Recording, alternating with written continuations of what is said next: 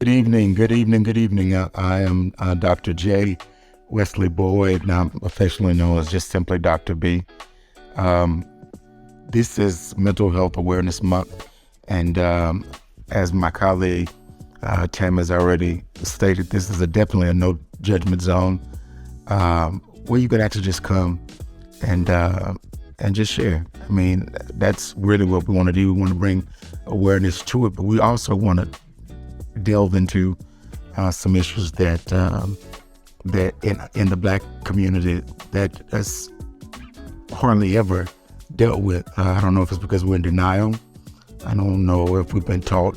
Most of us feel like let Jesus fix it for you. Pray the. I was about to say something. Pray the voices away.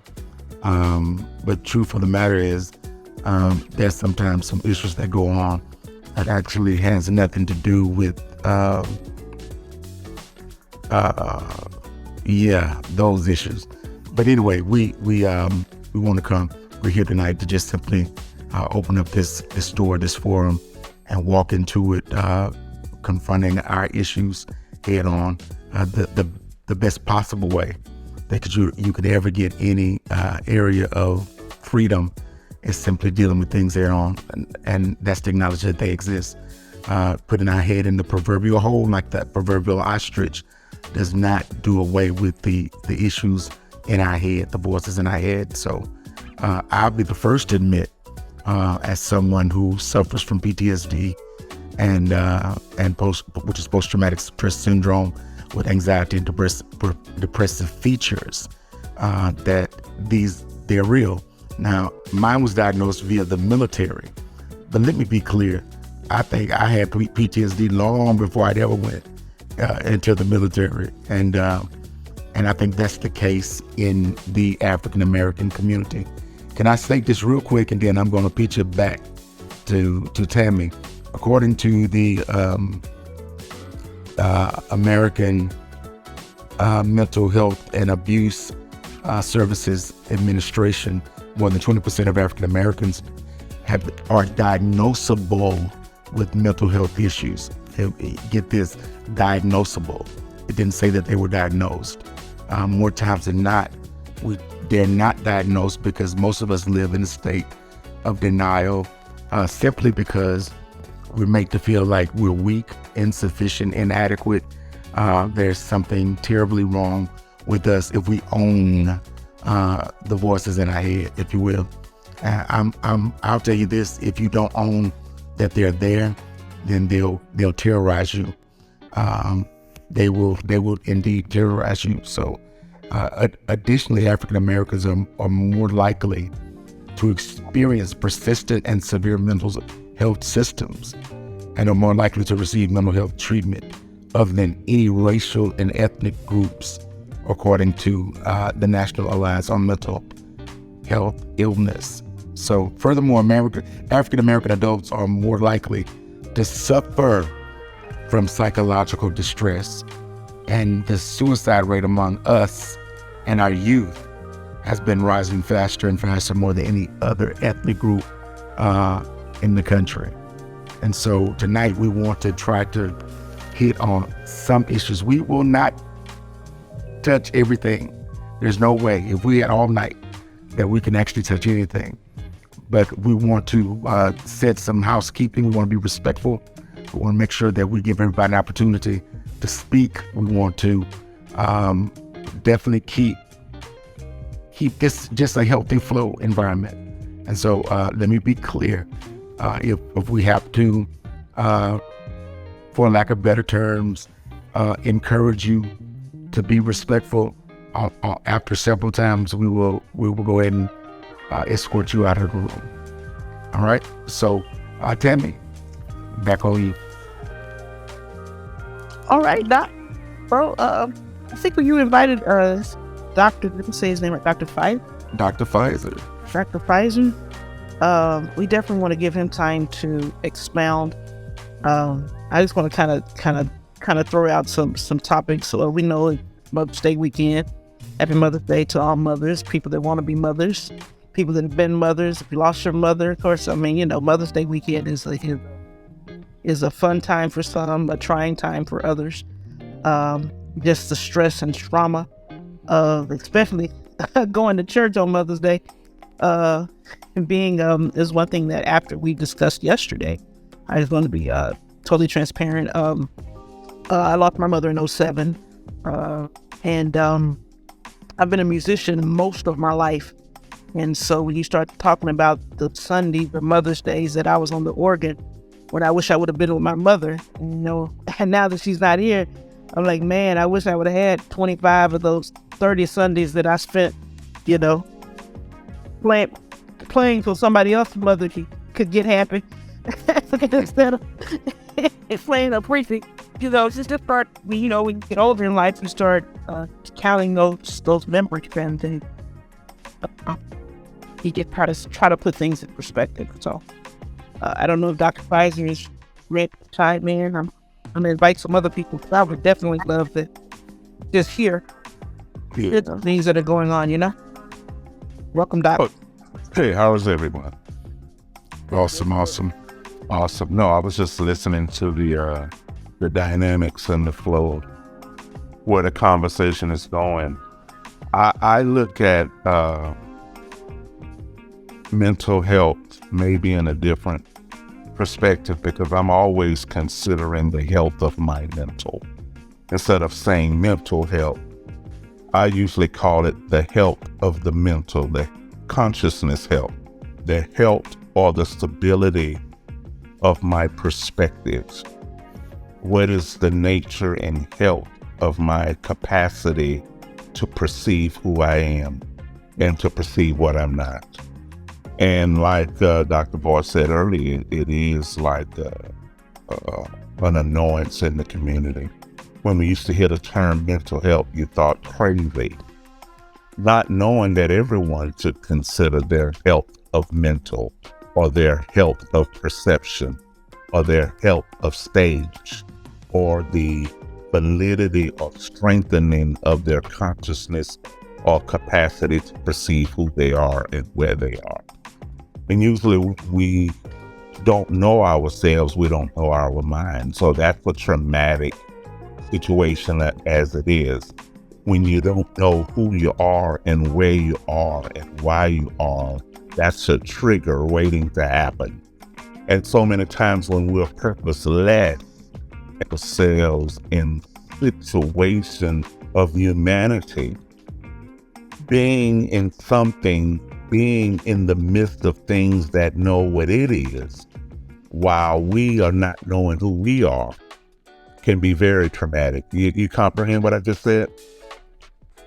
Absolutely. Yeah, when we're in the middle of situations that know what it is about, and we don't know who we are about, in the midst of things that know themselves, whether it's evil or strong, business or whatever, that could be traumatic. So I've always looked at it that way, the health of my mental, instead of looking at it as crazy or clinical or this. I've always considered, what's the health of my mental? What's the health of my stage? What's the health of my capacity? And I recently got a chance to record a podcast on one of my platforms, The New You Stories. You can check it out on Apple or Spotify or other platforms. And I talk about the health of our mental. What is the health or the capacity of how we perceive ourselves in any given situation? Because when I don't really know my capacity, and I'm not just speaking from a pulpiteering perspective. A lot of times when we speak of spirituality, it's always relegated to one day of performance. When we say I'm at church, I remember Sundays used to be the most powerful day of my life, because that day never asked about my credit. That day never asked about my capacity to lead a family. It never asked about my character.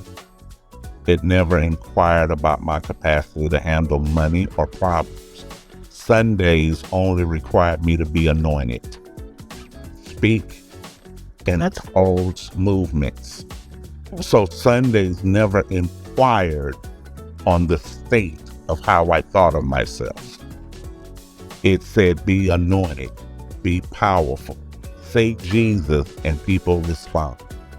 And on that day only, you feel a temporary power because your performance is not asking on your performance is not inquiring about your stability. But when Monday came, Monday asked about my credit. Monday asked, how do you handle money?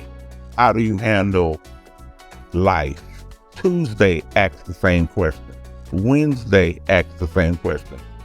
To the point I couldn't wait to get back to Sunday so I can get back to being the power, because I could not handle my health of mental, or my mental capacity could not handle the questioning of what Sunday never asked of me. Am I making sense?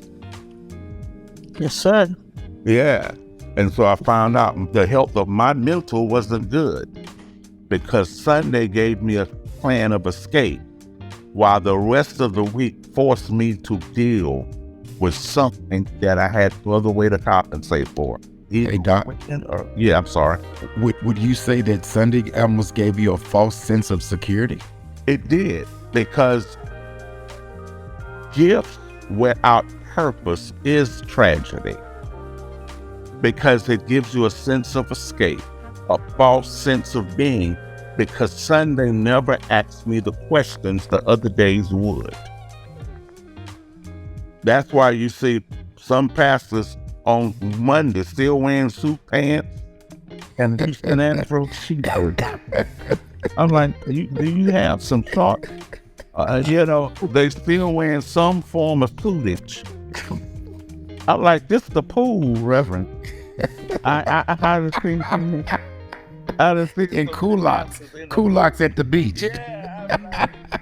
Y'all wearing the international poetry kit.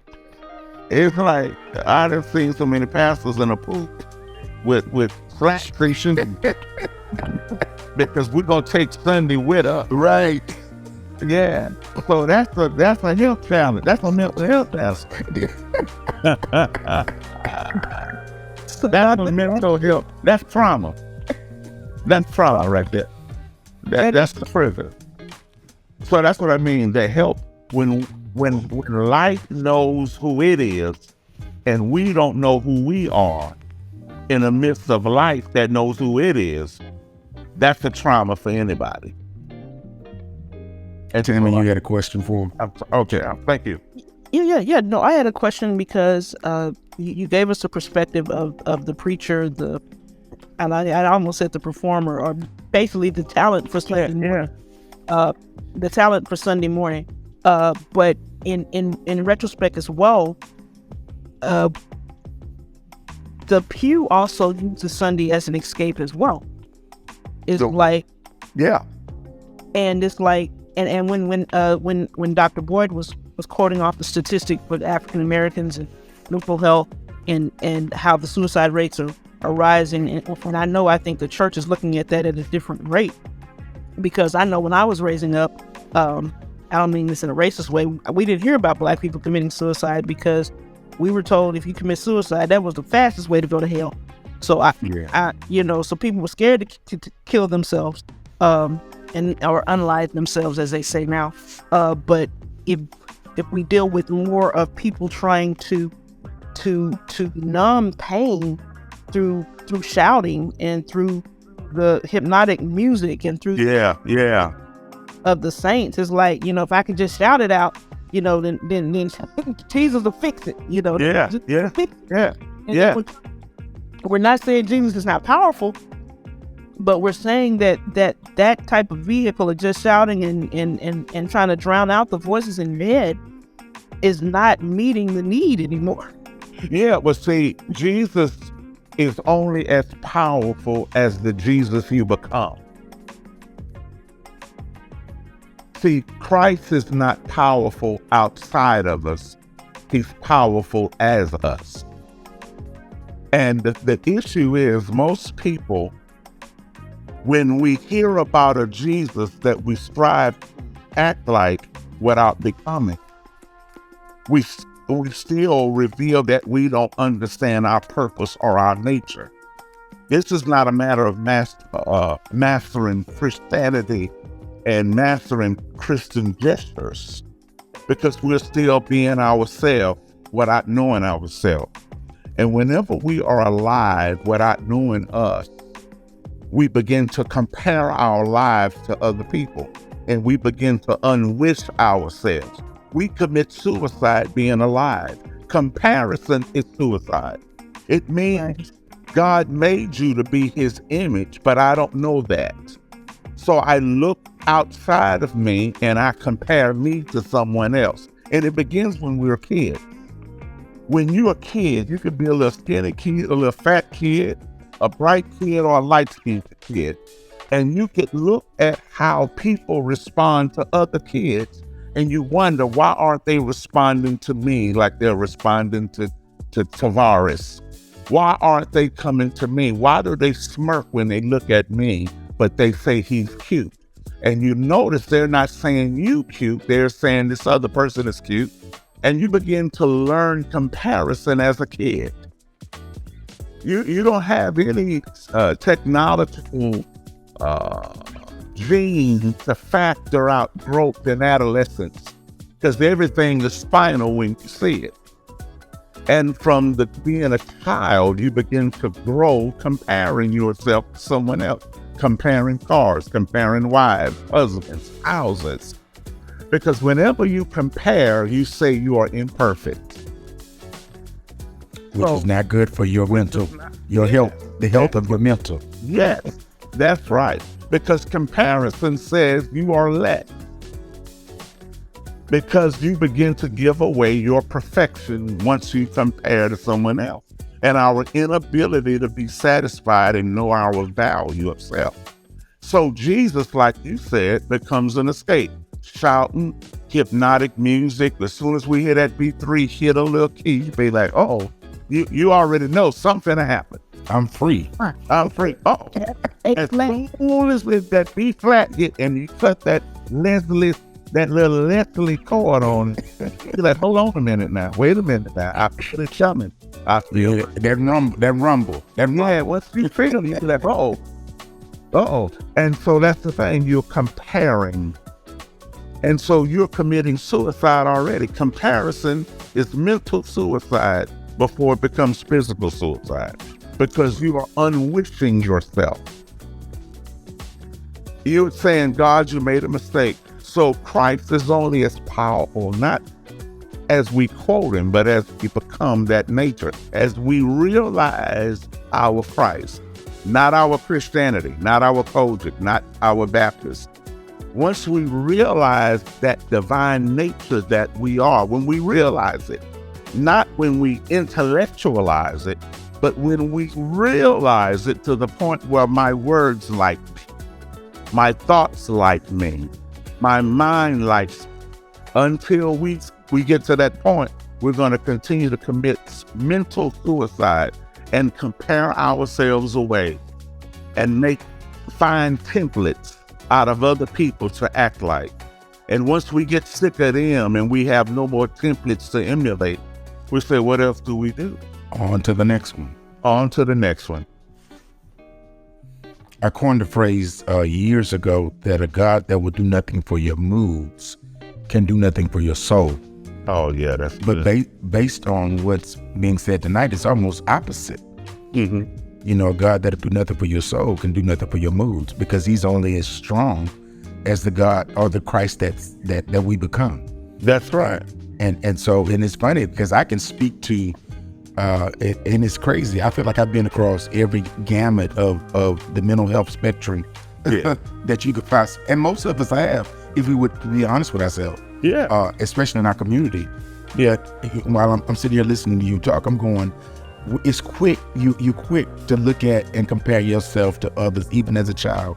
And that's why even when my daughters I try to make sure that the love is spread, watch this, in a way that meets them where they are, because it's the responsibility of the parent to lay that foundation in such a way that child is so competent and confident in who they were meant to be, who they are, but who they are meant to be, and watch them flourish from there, but we will sit back with our own insecurities. I say this and then I'll release it. Insecure parents breed and produce insecure children. And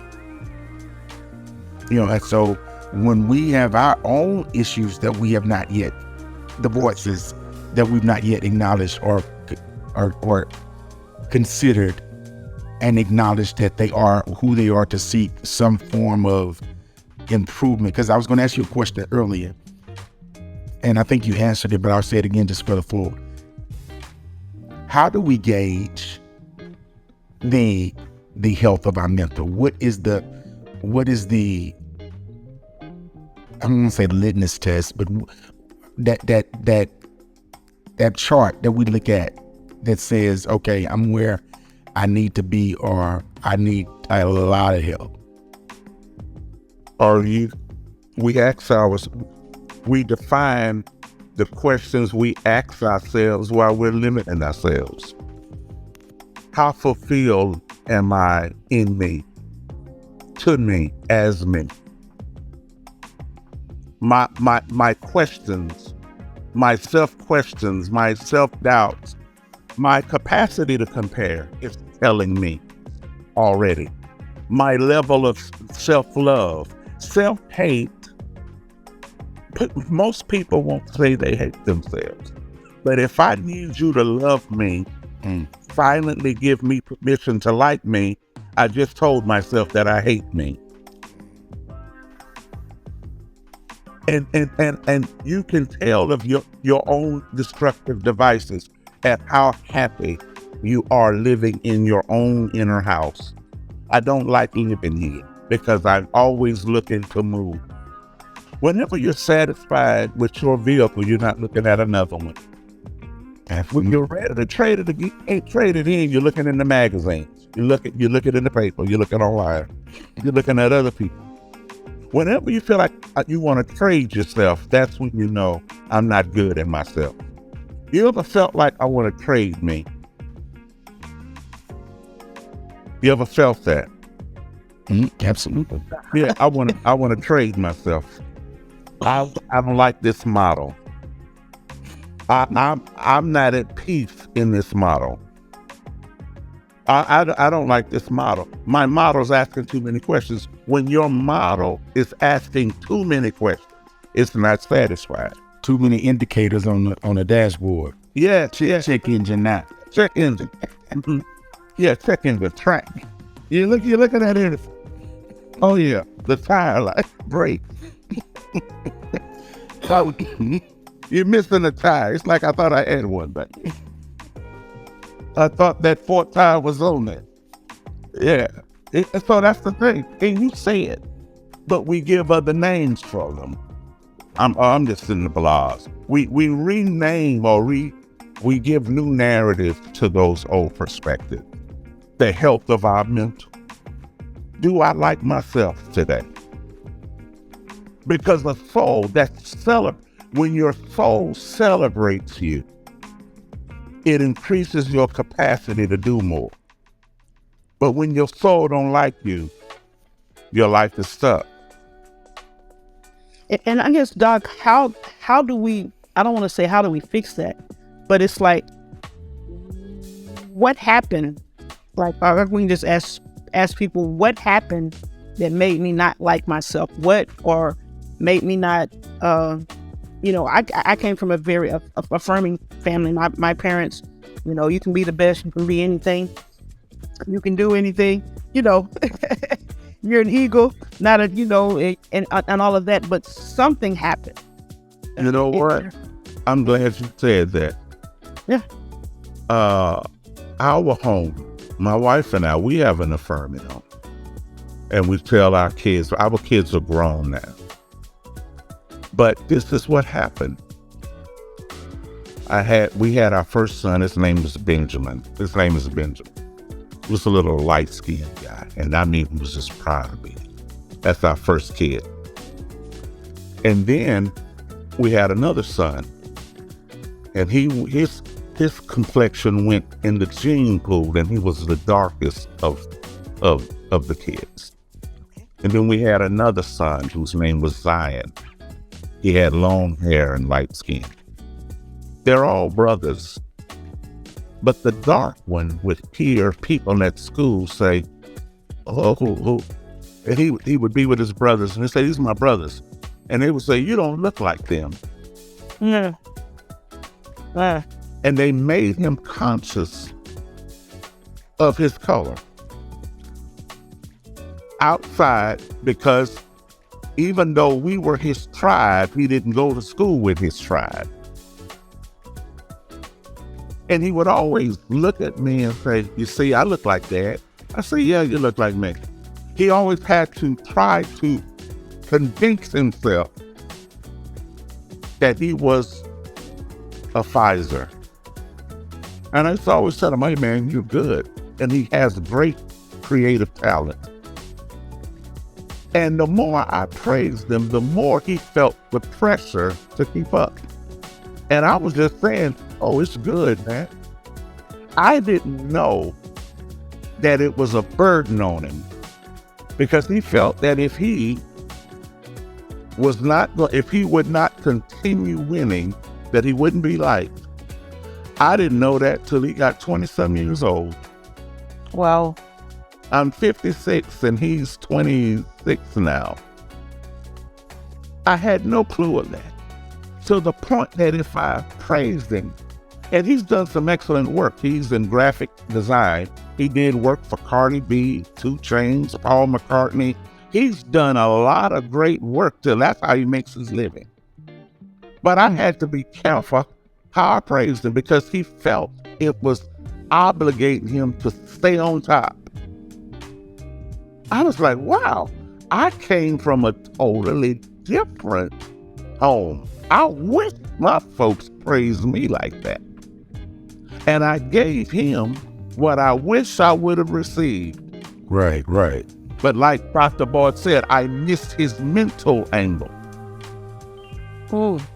I saw his potential. But these children carry their own mental angle, their own unique design. And so sometimes we have to find out what we despise and find out what we authentically love first, so we can know what to surrender to. We could say all you got to do is this and this and this. But if I don't see a value in myself that will allow me to surrender what's limited, I'll never do it. We are taught to tell Jesus we love him without even knowing him. You know, when we're kids, we say, Jesus, I love you. You don't even know him. So you create this fantasy. Right. And after a while, that fantasy, Jesus can't deliver you. There has to come a time when you have an experience with your nature, with your divine essence. And I don't know when that will come for some people, because we can't chart it up. We have to challenge people to look. That's all we can do. So I don't know, but I know for me, when I suffered with it, I faced a challenge in myself. I got tired of losing. I got tired of fearing living in myself. And I took a chance on nothing. I just grew tired of it, and I'm going to stop it. That was my first shift in the health of my mental. I got tired of it. I got tired of what religion conformed me to. I got tired of what I conformed myself to by way of blaming my life on other people's opinion. I got tired. I grew tired. And sometimes you just have to take a chance on making a big mistake. But all you know is I'm going to free myself from this. Now, I may fail. This may be wrong, but I'm tired of this. Every man has that in them if they'll take a chance. And that's absolutely correct. I remember, and you know, we know each other. We watch each other growing up. I right there in the church, I heard from my dad, who was a well-respected elder in the church, the grand old, and but at home, you're nothing. You're never going to be anything. Never going to amount to anything. And you're getting browbeat by this. Like you say, we try to give ours the opposite of what we receive. And one day, I mean, for at least 25 years, Yes. I was in Pensacola, Florida, and I used to blame all my dumb decisions on what my dad was or wasn't. All of them. And then one day, and I don't know if as you said earlier, I came to myself. Yeah. And I said to myself, you're grown. I'm not going to expletive man. Yeah. And so you know right from wrong. And I was doing some dumb stuff. I mean, dumb. Yeah. You know right from wrong. You know truth from false. Real from that's not authentic. You're gonna have to make a choice. And I'm glad I did, because as you said earlier, it freed me because I was bound and didn't realize it. I thought I was good because I had a scapegoat in blaming everything on him. Unbeknownst to me that if I did not handle it, I didn't know then that I would have 4 daughters that I would have to raise. Yeah. And that I would have to show them what a real man looks like, what a real father looks like. Yeah. So I had to, like you say, risk. I had to jump out there and own it and call it for what it was, and still make crazy decisions and silly mistakes at times. But that has been diminished long. I mean, a far cry. Yeah. From where it was, and so we do that. Let's do this real quick. Let's transition, because I want to make sure we at least get to some things concerning these voices that I had. There's some common mind tricks. Mm-hmm. Some common mind tricks. The first one is this. It's called cognitive distractions. Oh yeah. Cognitive distractions, and what that says, it's a all or nothing thinking. Mm-hmm. It's an all or nothing thinking. It's not. You don't see growth, and I think we've without even knowing it. I think we touched on it. You don't see any growth. You don't see. You either the health of your mental is 100, or it's in the basement. Yeah. There's no middle ground. And what we don't realize is that any growth is still growth. Any progress is still progress. Yeah, we did touch on it, because again, you just stated it's about that risk. Mm-hmm. So I wanna just throw this out there. What are some, Tammy? If you I'm gonna let Tammy chime in on this one. What are some cognitive distortions in our head? Well, doctor, you're gonna have to explain to me what does that mean? I know what cognitive means. I mean, what do you? You gonna have to tell me. Is that my wrong thinking? I'm clowning, but I know you are. But I'm just saying, I think one thing, and as I was listening to both you and Dr. Pfizer, I think it's something, especially when we deal with children and relationships. It's like we could be saying something, but I think one of the most important things that I've learned is, okay, this is what I said, but what did you hear? Mm. Mm-hmm. You know, like Yeah. if I'm saying, hey, I'm proud of you, what did you hear? Did you hear, I'm proud of you, but maybe do better next? You understand what I'm saying? It's like, what did you hear? And I think that even the same thing, that's across the board. That's in church, that's at work, that's in, and if you're always on the offense, I think I went through 20 years of my life being offended. I could relate. You know? Oh yeah. It's like, what she mean? Well, that, and I done a whole movie, and I may misheard them because I'm a musician, so my ears getting weak. They could have said something nice, and I took it wrong because I got some mind tricks. Mm-hmm. Did that answer your question, Doc? Oh, yes, yes, indeed, Dr. Pfizer. Oh yeah, I could relate to that. I remember, and it's all on self-value, but we don't come up thinking about self-value. We don't come up thinking, how do I value? We don't think like that. That's philosophical. We don't think that way. We just know I'm hurt. I don't like that. I don't like these shoes I'm wearing. I'm smelling myself. I don't like this. We are compare-minded. We are constantly looking and observing and interpreting from a dictionary we don't own. I remember I'm a self-taught keyboardist. And I remember, I'm going back because it took years to get over this. I had a friend that I respected. He was about a year older. I respected him. We were younger. I think I was probably 22, 23 years old. And he was getting married. And he said, hey man, I want you to play for my wedding. Now, I'm not an organist, but I could cut up on a synthesizer and piano, but I'm not an organist. And so I said, I'll play the keyboard. He said, that's cool. And see, at that time, back in the 80s, I didn't see anybody playing a keyboard for a wedding. It was organs.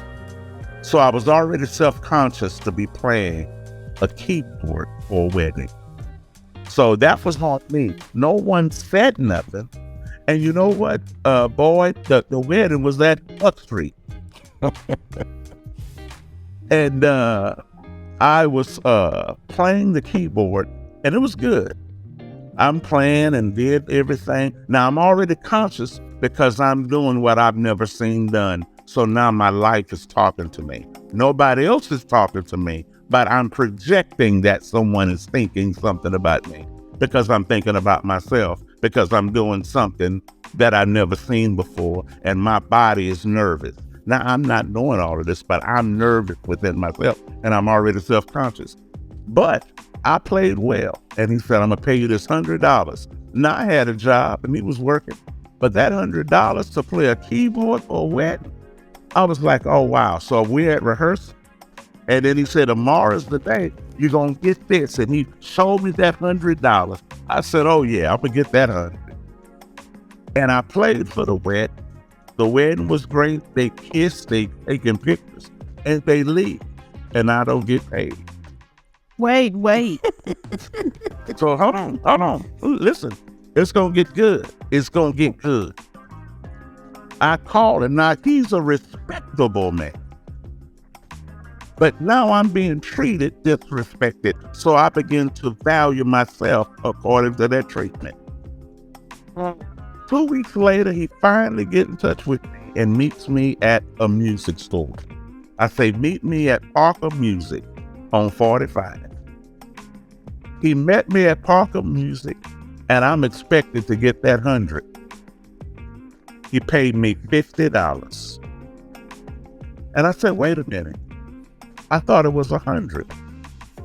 And it was like he couldn't answer why he didn't pay me all the money. And I said, oh, your wife didn't think it was worth 100. And he left it at that. Don't you know, when other people ask me to play for weddings, I charge them no more than $35. Because I felt he put the ceiling on my capacity. We learned that.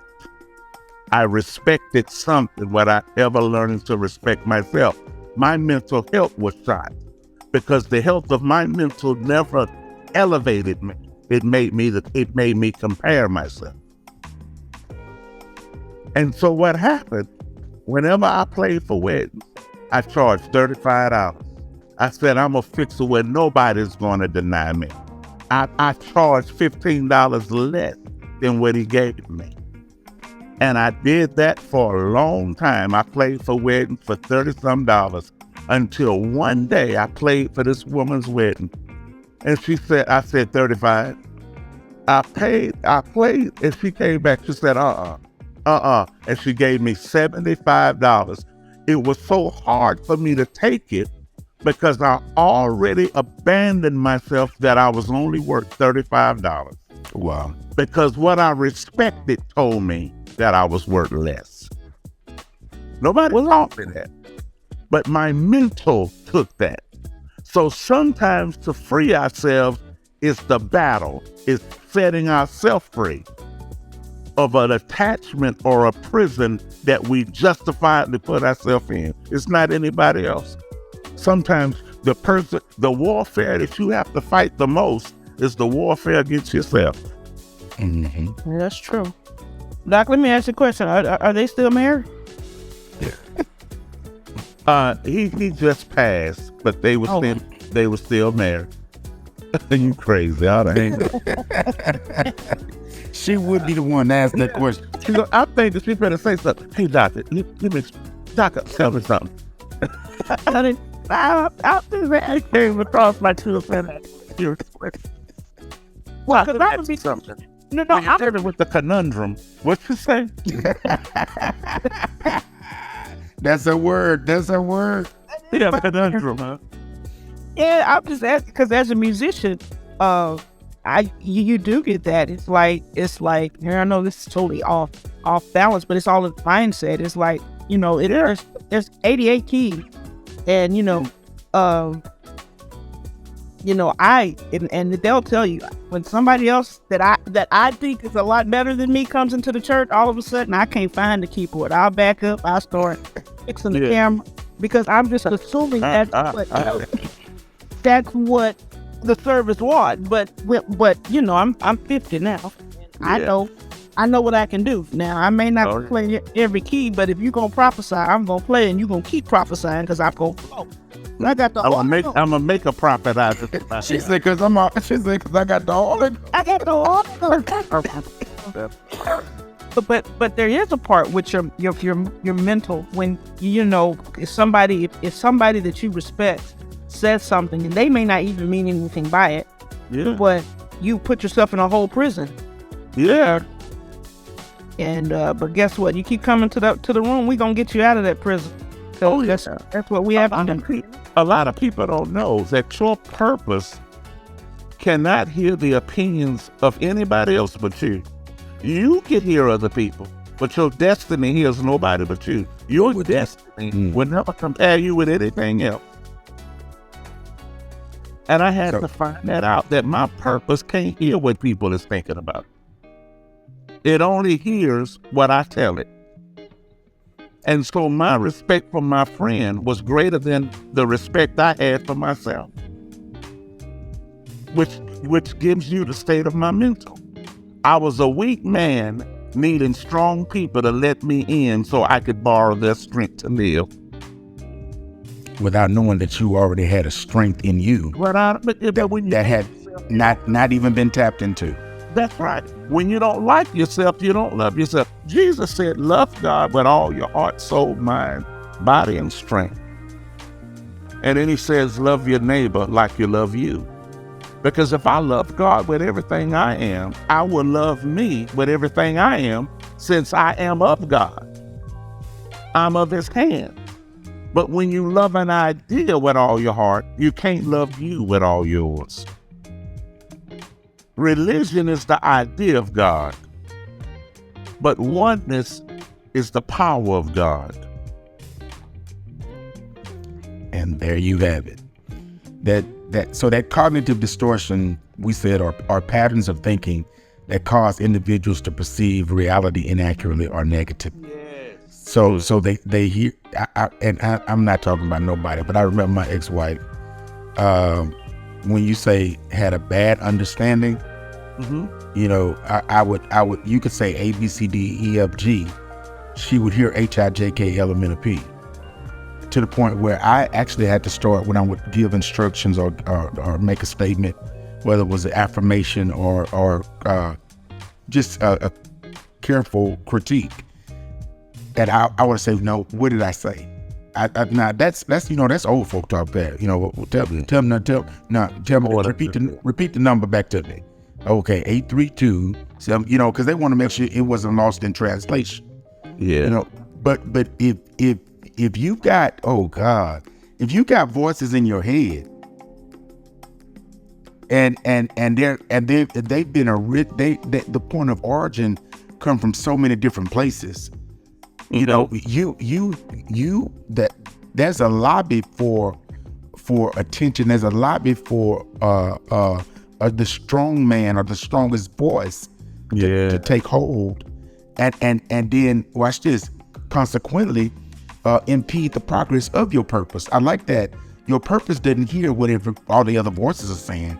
Your purpose only responds to your voice. However, if my voice has been tainted by the other voices in my head to view myself differently or inadequately than that which I was meant to or designed to view, then consequently my purpose suffers as a result of that. That's right. When you're living as too many people, purpose is absent. Somebody turn to your neighbor and say schizophrenic. See? You're living as too many people. Wow. Hush, boy. Yeah, but that's when you compare, you become what you compare. For everybody you meet, you become that person. So when we live as too many people, our purpose dies, because we make the people that we are seeking to please the purpose of our existence. So we trade our originality for people pleasing. And so we become a chameleon. We become as everyone we know. And we're good at it. And we masters at it. I want to say we're masters at it, because I'm not trying to judge, but I think when we tell people to give their all to Christ, sell out to the church, I said something in a business meeting. I said actually it was, we make socialism, because in the church we're taught to give it all to Jesus. And I mean, I'm cleansing. I'm trying to do the work. And you whatever God's will is for your life, and if people were to be honest, God's will for your life really was what they wanted you to do in the church, not necessarily what God wanted to do in the purpose, right? Yeah. So especially if you're extremely gifted. So gifted people hear from everybody, and those voices in your head is like, okay, I want to give God my all. I want to give God my all. I want to be the best here. I want to submit, get a covering, all that authority. I want to do all of that. And then you look up 30 years later and you've given to something that cannot give back to you. Yep. And then now I'm not schizophrenic. I'm mad. Yeah. You would be mad if you gave to anything other than your fulfillment. Right. You right. And it's like, why didn't you see that in yourself before you gave your best life to somebody else? And now you wasted all this time. Oh yeah. And that's what the kingdom is. Jesus came to show you fulfillment. He never came to show you a program to give your life to. He came to show you the fulfillment and the reason of your life.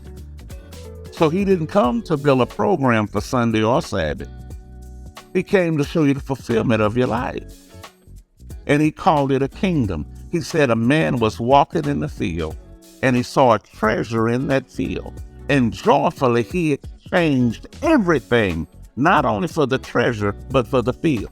Now, it wasn't a box of money because it was just laying in a field. But he said this man was walking amidst a lot of possibilities, but he found what his soul had been looking for all along.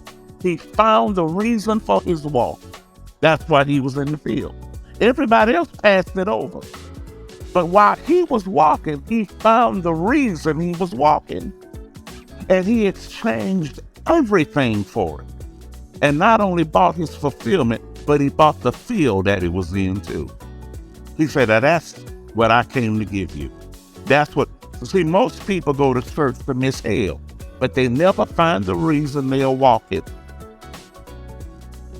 Wow. They never find the reason they will look at it. Because preachers will find you and give you hell. But a real man or woman of God will know why you walk it. What's your reason for walking? What are you looking for?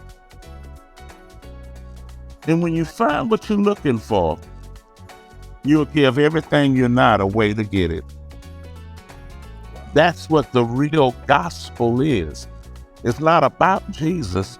It's about what made you feel like Jesus. Let this mind I found this be in you, which also was in Christ Jesus. Let this mind, let the thinking of what Jesus thought be like your thinking too. And I think we haven't found that. And so the health of our mental is shattered because we're still trying to think on Jesus instead of thinking what Jesus thinks about. So we need to get rid of this stinking thinking. Our executive producer, Tanja, has chimed. She has something to say. Ladies and gentlemen, we have breaking news from our executive producer. Oh, You had to do that, didn't you? I did. Chicken, wait, hold on. Let me mute out. I got to hear this. I just wanted to chime in on something he said because, of course, I listen. But when he was talking about the purpose, hold on. No, I took notes. When he was talking about purpose, can't hear the chatter. And what I found a lot of times is when you are in purpose, like you really are only focused on that thing.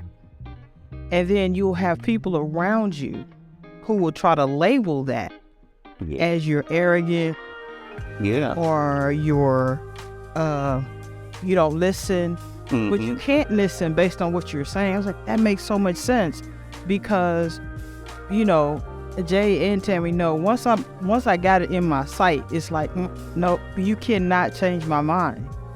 That's but right. Then you have other people who don't have that kind of, they're not in tune to purpose or passion or anything like that. And so what they'll start doing is labeling you. That's right. They'll label you as arrogant. That's you don't so right. want to hear what someone else says, but it's not that I don't hear you. It's not aligned That's with right. the vision that I have, the purpose because I know exactly what it is. You don't follow leadership. That's another one. Oh yeah. Yeah, you don't follow leadership exactly. And so I just wanted to chime in with that because I was like, oh yeah, that's what that is. I didn't know how to explain it because I would be like, well, I'm not really arrogant. You don't know me if you think that I'm arrogant. But when it comes to this, I know what I'm doing with this, whatever this is. So that is. I think that's why your circle has to be. It's really important.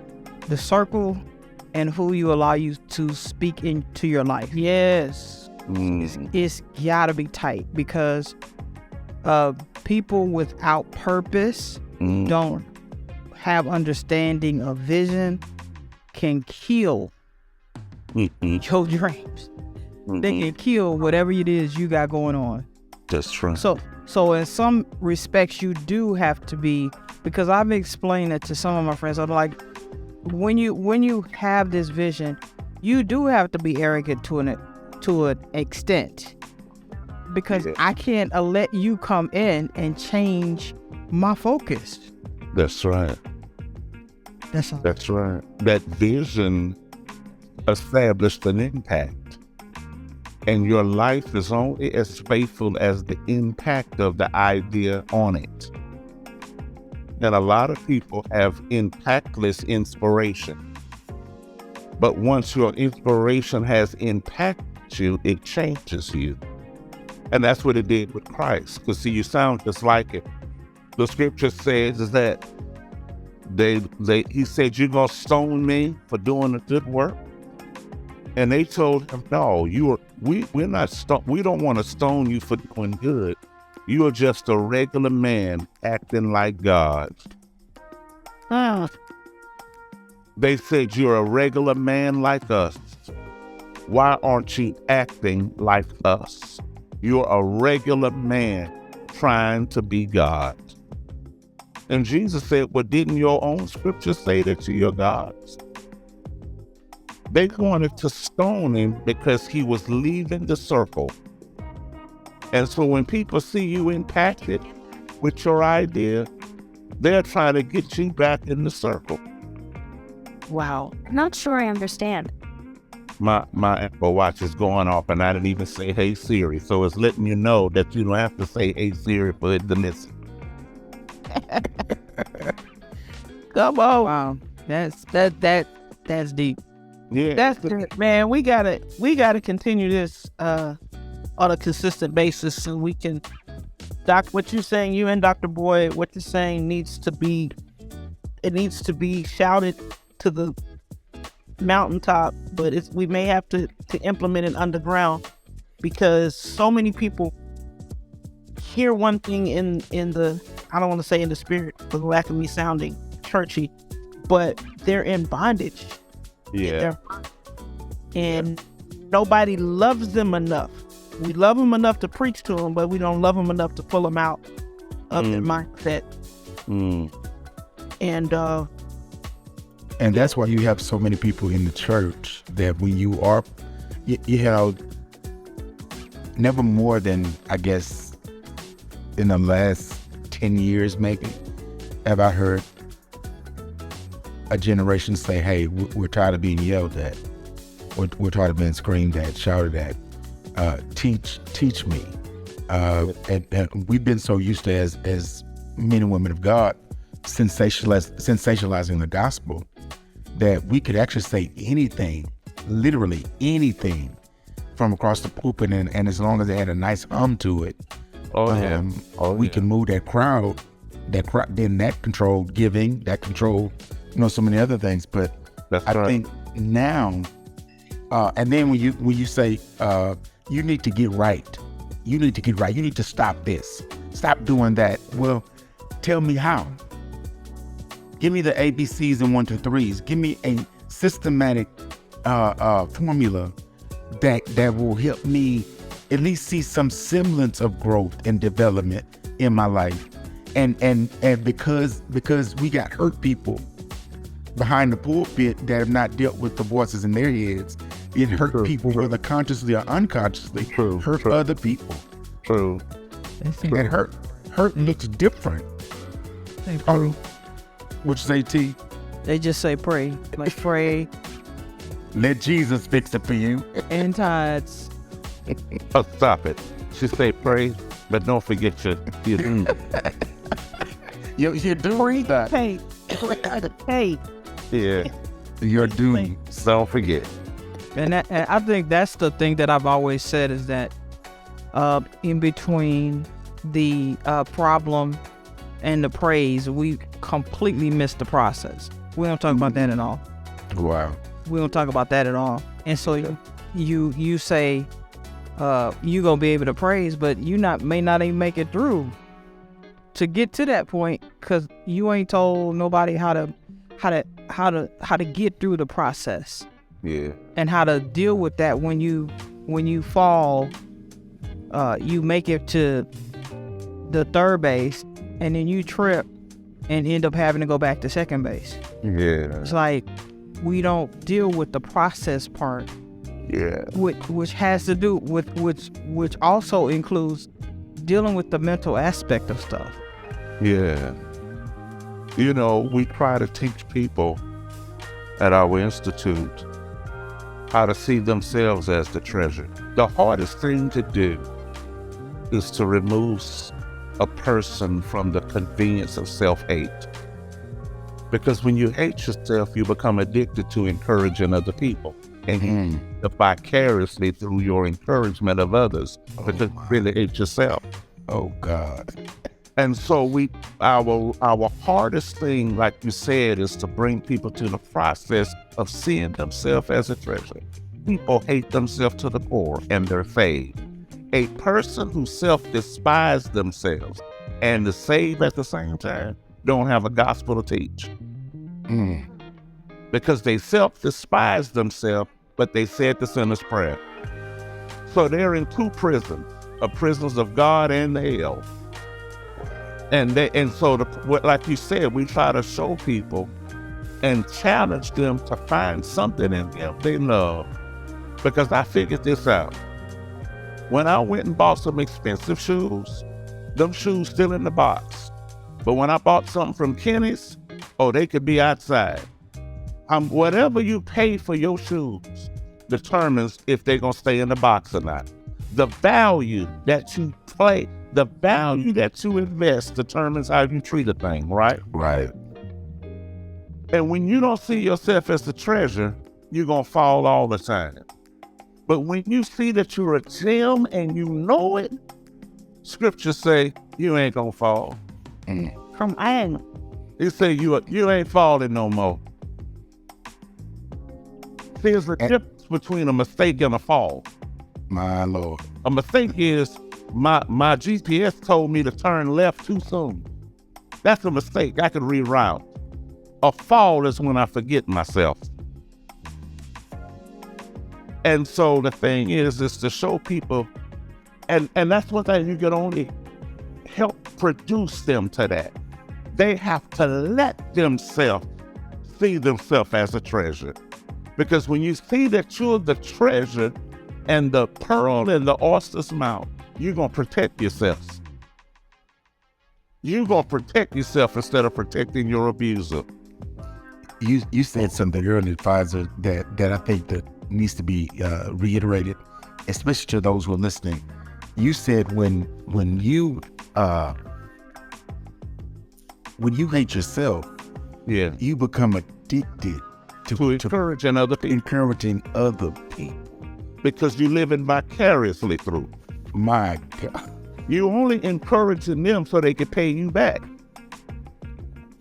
But you don't think enough of yourself to feel like you're enterprising. You have initiative. You have what it takes, the gusto to go out and chart new and uncharted territory. Yeah. So consequently, you wait on the breakthrough to come through other people. You live vicariously through them. That's what hurt our credit. You done bought all the different co-sign on cars and co-sign. You done ruined yourself because they gonna come back and deliver you. My God. When they don't come back, you cussing. What you say, Ralph? That's some shiggity. What you say? Yeah. You done ruined your credit, your family. You done took the ticket dealers and then paid for everybody's lunch. And gonna surprise them. Yeah, I don't have to worry about paying lunch. And then we want to spiritualize it. I just sowed some seed. That's all. Someone seed. But the parable said it was sown in good ground that produced. Yes. And if you're not getting it back, a reward. Yeah. Right. Then choke the life out of your seed. Yes.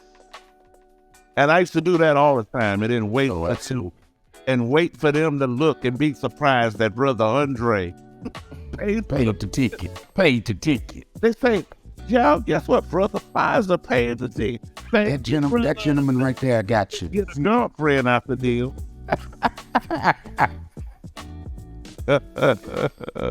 He thought she was gonna get a girlfriend out the deal. You got punked. Yeah, I did. And after a while, you get tired. Yeah. Right. When you don't love yourself, you'll pay for everybody else.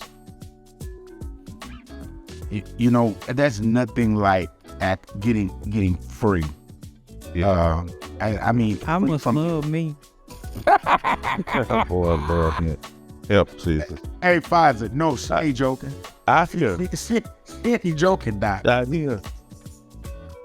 I was teasing her yesterday saying, one of the, and we were talking and she was like, she don't play with her money. Because that's one thing that she'll shut it down, right? Yeah. Don't, if you've agreed to something and you are yourself going like, see, that could have been her playing the keyboard at your wedding. No. Absolutely not. No. I respected it too. She would have, she would shut that down. But the truth of the matter is, I had to get to that. I hadn't always been like, Yeah. What do you think did it? Getting burned so many times? absolutely. Oh, yeah. And tired of burning. Getting burned, watching other people not get burned because they stuck to their guns and they weren't half as good. Oh, yeah. Yeah, it changed me. Mm-hmm. And then, my pastor kept showing me out about it, but yeah, it changed me. This has been good tonight. I appreciate it. Yeah. What is Here, Frank, here, we got to continue the conversation. Oh, Doc, you getting ready to go on? no? I what time is it? Oh, Now, it's before 30, bro. look, I was getting happy.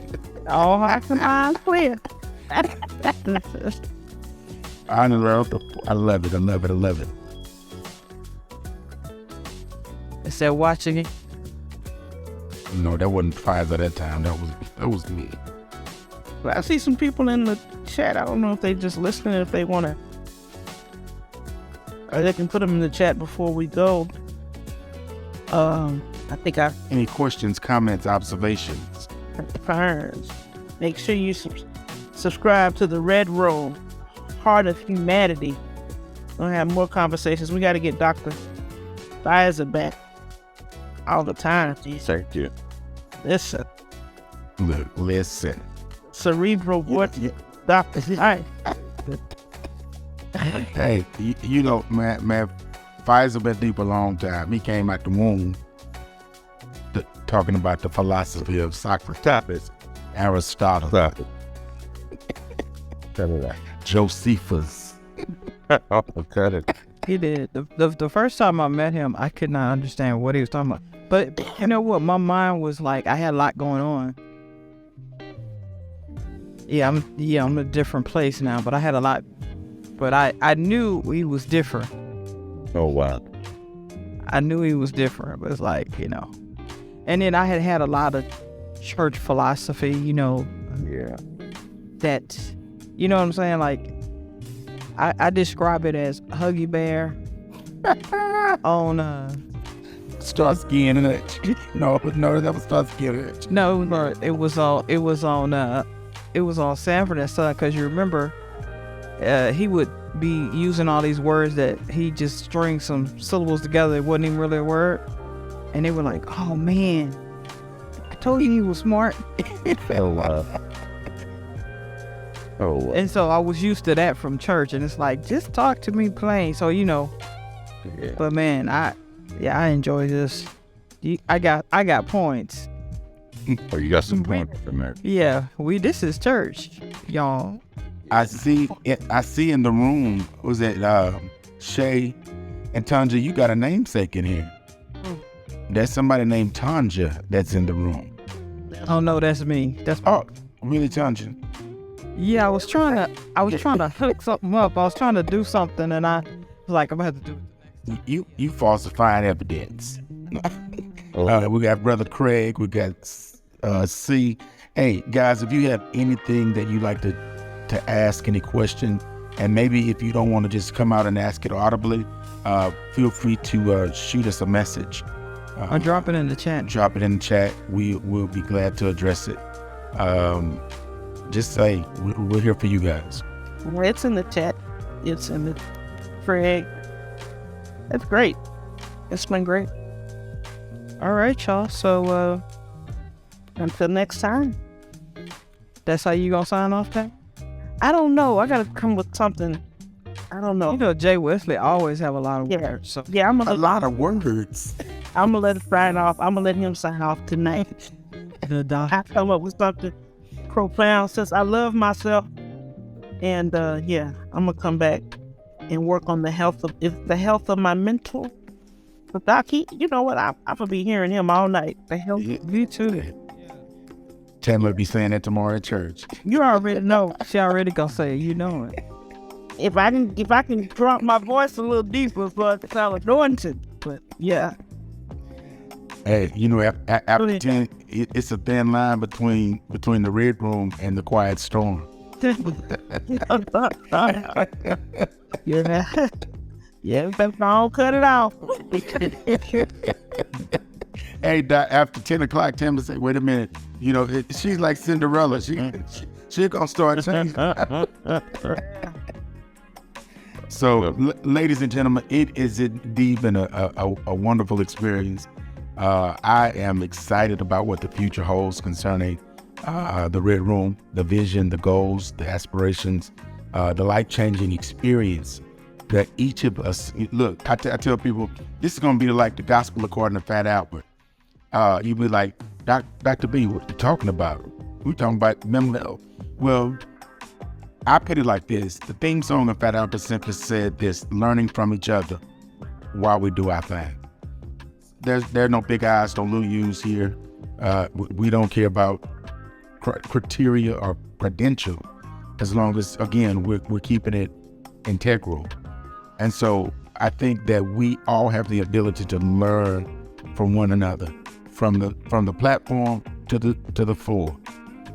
And so, because that is the case, we look forward to growing together and learning from each other while we do our thing. Hey, this has been the Red Room, and we are the heartbeat of humanity. Thank you again, Dr. Pfizer, for being with us tonight, and we look forward to many more. Hey, thanks, Tanja, for your vision. Appreciate what you set aside and that God has breathed into your heart. Watch this. And you didn't allow the other voices to stop it. You've been trying to if you guys knew how long we've been trying to do something like this, and every time that we would try, the devil would either attack my health or something of that effect. But watch this. We're here. This is the inaugural. We made it. And this is, look, just the beginning. All right. Hey, you guys have a wonderful night. Hey, sleep easy. I hope you guys have a wonderful experience. Go ahead, T. No, I said Happy Mother's Day. Yes. Not me. Look, we thought that was going to be a major conversation tonight. And look what happened. We just, man, this has been amazing. Absolutely. So, appreciate it. All right. Peace. Thanks for listening. Follow us on the Clubhouse app at Flow Media. And if you want to join the live conversation, meet us in the Flow Media Red Room on the Clubhouse app, Saturday night at 9:30 p.m. Central Time,